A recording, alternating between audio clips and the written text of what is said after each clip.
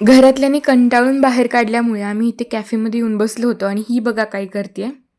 What's your flavours guys? घरी bore होत होतं म्हणून इथे आलं होतं आणि इथे पण आम्हाला बोरच होत होतं आणि ही हे घरी नेण्याच्या विचारात होती आणि मी पण लहान मुलांसारखी इथे पोस्ट देत होते. हिने आज स्वतःला आरशातच बघितले नव्हतं, त्यामुळे तिला असं वाटत होतं की ही खूप सुंदर दिसते. आज सुद्धा व्हिडिओ बघितल्यावर समजेल. सगळे असेच फिरत होते की त्यांना वाटत होतं कॅफेचे ओनर तेच आहेत, इन्क्लुडिंग मी. आणि यांची अशी गहन चर्चा चालू होती की उगाच आपण इंजिनिअरिंगला आलो, कॅफेच चालवायला हवा होता. आणि पूर्ण कॅफेमध्ये आम्ही एकटेच होतो. ह्याच्यावरून तुम्हाला समजत असेल कॅफे किती जास्त चालतोय.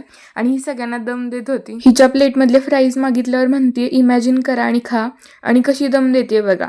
आता व्हिडिओ बंद झाल्यावर सगळे हिला धरून मारणार आहेत. नंतर आमची ऑर्डर आल्यावर मात्र सगळ्यांच्या ताटातलं हवल्यासारखं खाल्लं हिने. आणि हे बघा मास्टर शेफ मध्ये पुढच्या वर्षी नक्की जाणार आहे आणि पहिल्याच राऊंड मधनं बाहेर येणार आहेत दोघी. दिवसभर एवढे खिकी खिकी करून आमचा दिवस चांगला जाईल हे तर शक्यच नाही, त्यामुळे गाडी बंद पडली आणि पाऊस पण यायला लागला. पण एक गोष्ट मात्र चांगली झाली की बाप्पाचं दर्शन झालं. आणि तिथून आल्यावर अजून एक गोष्ट चांगली भेटली की घरी आल्यावर गरम गरम मोदक खायला मिळाली. या तुम्ही पण खायला.